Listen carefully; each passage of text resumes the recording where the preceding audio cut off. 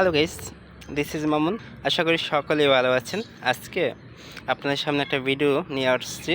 সে ভিডিওটা ছাদ বাগানীদের জন্য, যারা ছাদে গাছ রোপণ করতে চান এবং ছাদকে ভালো রাখতে চান, তাদের জন্য আজকের ভিডিওটা। তো আসলে দেখতে পাচ্ছেন, এই জিনিসটা হয়তো সবারই কম বেশি চেনা আছে। এটাতে যখন আপনি গাছ লাগাবেন তখন কিন্তু আপনার ছাদের তেমন ক্ষতি হবে না, কারণ অবশ্যই জানেন এই ফোম জাতীয় বক্সগুলা কিন্তু পানি ক্ষতি করতে পারে না।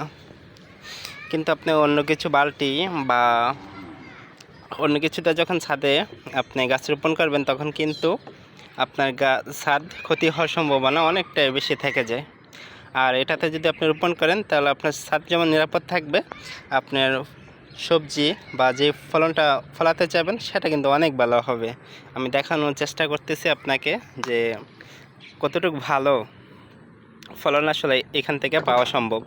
তো দেখতেই পাচ্ছেন এটা আসলে সবজি, আর পাশাপাশি অন্য কিছু লাগানোর চেষ্টা চলতেছে।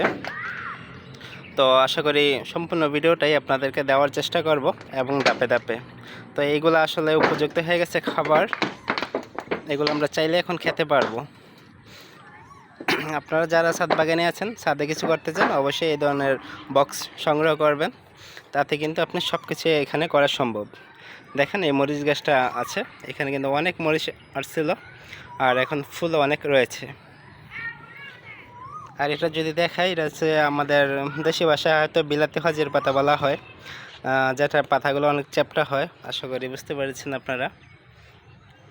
এটা কিন্তু হচ্ছে এখন, আর আমরা নতুন করে কিছু বক্স রেডি করতেছি যেখানে অন্য কিছু গাছ দেওয়া হবে।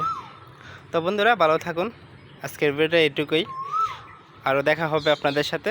অবশ্যই আমার চ্যানেল যারা নতুন, আমার চ্যানেলটিকে সাবস্ক্রাইব করবেন এবং আমার পাশে থাকবেন নিত্য নতুন ভিডিও পেতে।